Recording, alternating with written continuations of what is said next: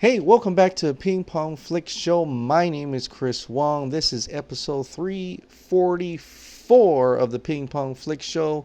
Let's get with some very minor updates in DCEU, but some exciting things. More information we learn about Justice League. The first one is a big rumor, and of course, this is from We Got This Covered. So don't really buy into it too much, but some of the things are whispering in the wind, and a lot of it has to do with Keanu Reeves, right? Keanu Reeves is kind of like the big deal now. For some reason, people want Keanu Reeves, whether it be DC and especially Marvel wants Keanu Reeves. Everybody wants Keanu Reeves. I'm a big Keanu Reeves fan. I've been a fan of him for this long. I have no idea why the Keanu Reeves-sance has just started, because it's been always with me forever. I love him in Constantine. I love him in The Matrix. I love him in pretty much any movie. And I really actually like his kind of dry acting, but it's really good. I enjoy his films for the most part. But this is coming from We Got This Covered, and it's about Deathstroke. Now, Deathstroke made his cinematic debut in the post-credit scenes of Justice League with Joe Manganiello playing the Deathstroke himself, Slade Wilson. But according to We Got This Covered, they're hearing whispers that they really want Keanu Reeves to be part of the DCEU, and one of those roles would be, in fact, Deathstroke himself in what they're reporting is a live-action Teen Titans movie that's in development, where Deathstroke will likely show up in that movie and hopefully be played by Keanu Reeves. Now, I don't know if this is true. That's why I say it's a huge rumor. This is, after all, from We Got This Covered. But going to the fact that if DC is actually looking for Keanu Reeves to come into DC, I'd say great if he gets that role, and if it's like a different time, maybe the Batman timeline or whatever, or some other movie, or Teen Titans is not even connected to DCEU, fine. But I really think he'd be great as John Constantine coming back, and Keanu Reeves really expressed that he would love to come back as John Constantine, and so I am all for it. And now I know they're trying to get him into the Marvel universe, possibly Adam Warlock or something in the Eternals, or being reportedly involved in Eternals. That's fine as well. Doesn't mean that actors can't come back and forth between Marvel and DC. We saw what happened with Zachary Levi. He ultimately died. His character died in a Marvel universe, and he came into the DC world. So things like that can happen. But I really love the the Constantine movie, and I really think that deserves a sequel. So hopefully Keanu Reeves comes back as Constantine, and Joe Manganiello actually actually able to show his acting chops as the official Deathstroke for the DCU. Now, the next story is more about Shazam. Shazam is coming out on Blu-ray and digital, and there's a lot of these clips are out right now, and so they're floating around, and a lot of it are deleted scenes. One of the deleted scenes is called Shazam Family on Thrones, the family. Now, it's one of the scenes where they actually go back to the lair. The whole family, they're in their, they Shazammed up, or they're in their costumes, they're transformed, and they're walking to the thrones that you see in Dr. Savannah's cave, or not Shazam, the wizard's cave, and you see all the thrones, and they're each walking to them, and they all sit down, and you have that nice music, and it gets quiet, and Miss Marvel, she looks at them, and she's like, Mary, she looks at them and say, there's 6 of us, but there's 7 chairs, and they all look at the 7 chair, and then zooms in. It's kind of a mysterious, ominous music, and you gotta know, wow, that is a real big hint on Black Adam, real big hint. And it's kind of, it's kind of cute where Darla says, whoever it is, they'll take him in as the family. So I look at that as a really cool kind of a segue, kind of a showing you what it could do later on in a sequel with Black Adam. Of course, the next movie is a Black Adam solo film. Then after that, Shazam 2. Whether that Shazam 2 will have Shazam versus Black Adam, I don't know. But I like that because it's all about family. Shazam's film is mainly about family. And what's better to talk about family than the dude from Fast and Furious, Black Adam? It's all about family, right? So that aspect of the story, I'm really kind of digging. I want to see that aspect where they'll come up with a brother or another family member who is not going to be on their side, and they're going to have to come to terms with that. They're going to have to fight him, or that turmoil of that conflict that they have together with the Shazam family and Black Adam. It's going to be very interesting. I know that happens in the comics and stuff like that, but I'm really dying to see that in a movie and with this family, seeing how they can be kind of be split apart. It's going to have a lot of things that come. Maybe Darla kind of wants to be able to save Black Adam, and Shazam is not, or Billy doesn't want to, and all these different aspects could come of what happens in that Shazam versus Black Adam film. And by then, I hope they actually increase the budget for it so that we can have more high-flying action, a lot more set pieces, a lot more explosions and stuff like that, something a lot more action-y, of course, but still keeping that family element that we've seen in the first Shazam film and going on from there. But I'm really excited for that, and I think this should have been really in the movie. Like right after she said, what's a layer? I think they should have just plopped that in there. But maybe they don't know if it was going to be successful or not, so they didn't want to kind of hint at Black Adam. But of course, it's pretty successful in terms of the how much budget it is to how much it profited. And Dwayne Johnson said we're going ahead with Black Adam. So there's that. But I am eager to get the digital version of this and actually see the deleted scenes in that. So that's where I'm at right now with that. The next two topics are about Justice League, the Justice League Snyder Cut. But the first one would actually be about the 3-part arc that we were supposed to get with Justice League. Part 1, Part 2, Part 3. A fan that we've talked about before, Jibin Matthew, actually Vero chatted with Zack Snyder because he saw this on Instagram. This picture right here, where the first part is Steppenwolf comes to Earth and is defeated by the Justice League. A boom tube opens and they meet Darkseid for the first time. They realize there's a bigger threat out there. That's supposed to be part 1. Part 2, the Justice League take the fight to Darkseid on Apokolips, teaming up with the Green Lantern Corps to take him down. Unfortunately, Darkseid defeats the League and heads to Earth, turning it into Batman's nightmare in BVS. And then finally, part 3, the survivors, Batman, a broken cyborg, and Flash start to come up with a plan to defeat Darkseid by going back into the past.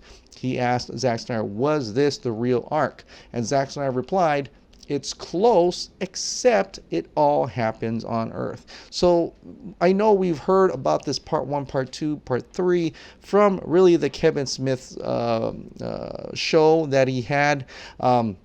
And they talked about how he knew that of what the Justice League was supposed to have, and having it taken to go to the cosmic verse, taking the fight to Darkseid at Apokolips. Well, apparently that's not true now. Apparently Darkseid just comes to Earth, and they lose in that part 2 battle, and it becomes what we see as the nightmare scene in BVS. So that is pretty much a confirmation, if any, from Zack Snyder that everything was supposed to happen on Earth. Doesn't have anything to do with the other new gods. It's really just Darkseid and Steppenwolf, and that's where we go from there. But that would have been exciting nonetheless. I think it would have been too pretty going out there to go to the Apokolips, but I would have liked to see that too. But yet they kind of terraformed Earth into Apokolips anyway, and that's why we had that nightmare scene. So it's kind of works in that favor as well, and I'm really really curious to how much he had to change it up, how much he had to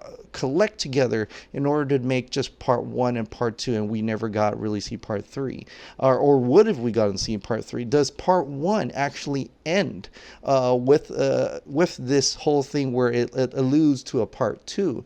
From what we've seen what Snyder shot in terms of the endings where Superman opens his shirt, it seems like that's not the case. That whole thing was shelved altogether, and it was supposed to end just like that, where it's just one movie, possibly alluding to Darkseid, but that's about it. No one really died except Silas Stone, and at the end you hear Silas's speech instead of Lois's speech, something like that. Possibly that's what people are being told about. Also, that's just the ending.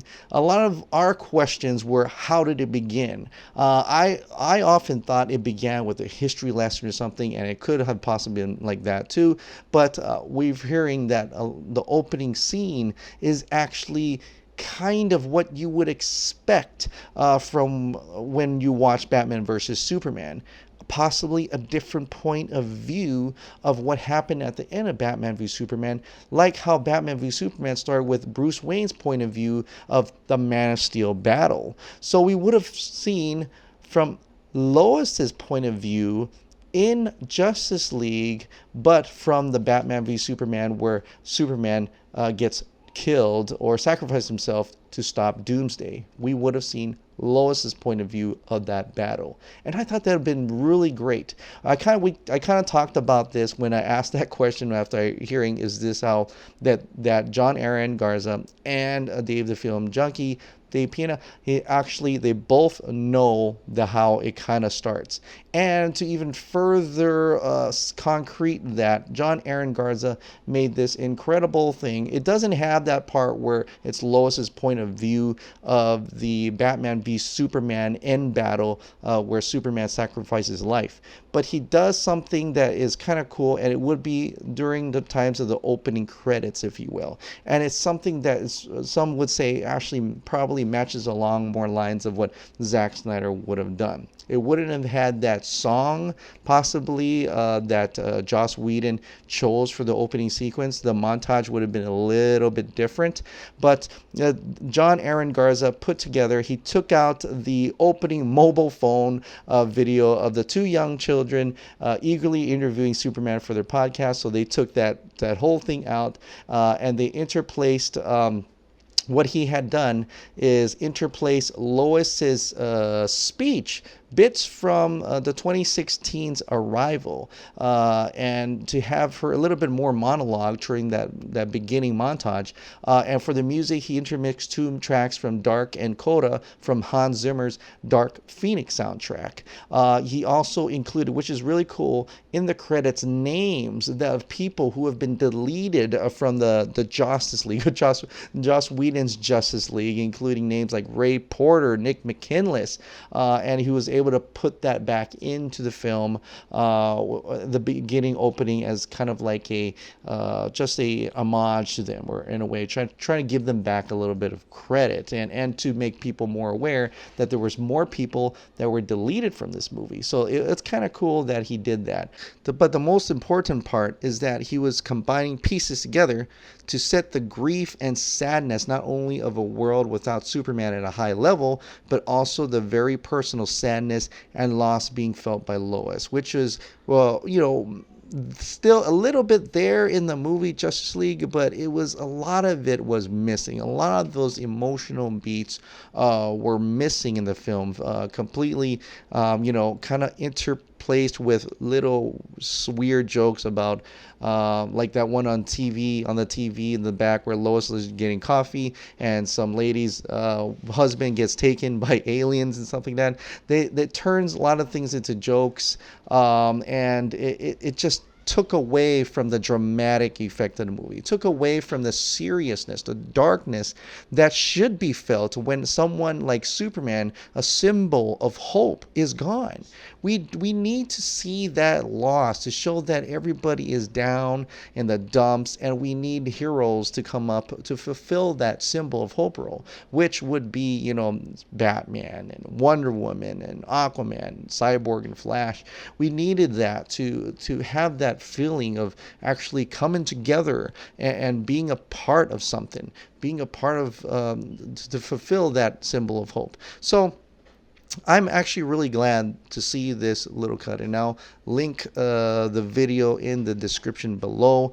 So I encourage you to check it out. It's a much better way of doing it, and it has it kind of has that trailer moment where we thought she wakes up from a dream, and it goes into that, and possibly going into walking to the memorial or something, getting a coffee. I like this much better. I wish the film kind of started like this instead, but there were so many different ways this film could start, and I'm really eager to see the true way on how it started, how Zack Snyder would have started it, and when we finally get to see the Snyder Cut. Right now, this last thing is I just want to talk about something, and that's been coming up for a while now, and it has to do with what's transpired so far, the Ringer article and the Washington Post article. And one of the things, this has actually been talked about by Stephen Colbert on Dave Pena, the Film Junkies podcast that he did out this past Friday on his vodka stream. I listened to it, and I'll put that link in the description below as well. But Stephen Colbert had gone through, looked at the analytics and things like that. He shared some with me as well, and he sees that boost when that Ringer article. There's a boost in that when people started tweeting under Ann Sarnoff's and saying congratulations, please release the Snyder Cut. That got the eyes of many as well, including the Washington Post and Business Insider, things like that. And so those are boosts in the metrics, boosts in the words of Release the Snyder Cut. People want to know. People are Googling, trying to figure out what is this, and so it's made more massive audience and made more aware. And he goes into details of how it's trending. It's trending more than when Jason Momoa had said about the Snyder Cut during that MTV interview. So you see those huge spikes in numbers, and it's gaining a lot of attention, gaining a lot of things. Now, one of the things that is very important is the Ringer article. Now, a lot of people are like, well, Rob Harvilla, he does not like Zack Snyder. He does not like him personally. I mean, he doesn't like his work. A lot of people don't like his work and stuff, but they're supporting the movement. They really want to see the Snyder Cut. They're supporting it, even that they don't like it. And I think that's important. I think it's important to not kind of dismiss these people, who don't like, film is subjective. A lot of people don't have to like things, but if they feel empathetic and realize that a director has been robbed of his work, and people should go in there and look at that, and even though they don't like his work, they look at that and be empathetic and say, hey, that is not right. That is injustice, if you will. They got literally, his work has been robbed, and if they have ever even feel a slang, just a pinch of like, hey, Warner Bros., they should release the Snyder Cut, and they should do this, regardless of how they feel about Zack Snyder's previous work, and that feeling of wanting it to be released. It's a big win for us, because that means we've gone outside the bubble and shown people around this movement, around Snyder fans, that they want to see it too. Because one, they're just curious about it. You've got to be curious about a 3.5-hour Justice League that has Darkseid in it. And it's probably a totally different film than the one you see in the movies. I mean, that's why the only reasons why people, they load deleted scenes and alternative scenes on Blu-rays and DVDs. People want to see that stuff. They want to see what could have been different, and what it should be, right? So that is something to be, to fight for as well. For people who are subjective, people who don't understand Zack's work, but they still are curious to see it. And if they're already come out and say, hey, despite the fact that I don't like Justice League, or I don't like Batman v Superman of Steel, but you know what? Zack Snyder deserves his work to be seen, I'll support it. If someone comes out like this, that I would be like, thank you, sir. Thank you so much for supporting the movement, despite the fact that you don't like Zack Snyder. That's fine. It's fine. I'll have a lot of friends who are that like that as well. But they are willing. They are willing to support the movement because they want to let Zack Snyder be able to show the movie he wants to show. They want to let the cast and crew members get the credit that they deserve. Because that's a just thing to do. That's justice. That's beyond the subjectivity of the content that Zack Snyder put out. That's beyond that, and that's why we're fighting for this. It's not just, we're not fighting this. We're not fighting to release the Snyder Cut so people will love his movie. You know, we understand that there's going to be people that don't like movies that people make, and people like movies that other people make. You know, that's subjective. That's your own opinion, and that's fine. But if we can all gather around, and people, detractors, and people who don't like his work, include the people who do like his work, or people who are just damn curious, or people who just want to see another Justice League movie. You know, bring this all together. If all of them come together and says, hey, I want to watch Zack Snyder's version of Justice League, I want to watch the Snyder Cut, then we're going to gain a lot more audience, right? We're going to gain those analytics. We're going to gain a lot more people interested in this property, interested in this content, interested in this movie.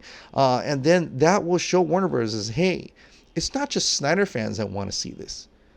We have an audience, a mass audience, the gen audience, that wants to see this. And then maybe we can profit it. We can put aside our ego of what happened and say, you know what? The one thing we can do for the audience, and the one thing we can do by filling our pockets, is releasing a movie, or helping release a movie, maybe possibly even finishing a movie that's 80 to 90% complete. And it goes beyond all that. It goes beyond the subjectivity of the content. It goes beyond people not caring for the work that Zack Snyder has put out. That's where we're going to win. That's how we're going to win, where we gather together. This is the Justice League, right? This is kind of like the Justice League of people in general. Superman, Batman, they fought crime differently. Batman will do it in a different way. Superman will do it in a different way. Aquaman does it in a different way. Everybody fights crime differently. But the one thing they all do is fight crime. The one thing that they all do is be heroes. That's one thing they can do all together. So, regardless of what we think and how we do things, and how we try to help the movement, or how we try to get the word out, there is one common goal for every single one of this. People who don't like Zack Snyder's work, people who like Zack Snyder's work, people who don't care for any of that and just want someone to release a cut, they all have one thing in common, and that is to release the Snyder Cut of Justice League. All right, guys, thank you so much for subscribing, and thank you so much for watching. I'll see you next time.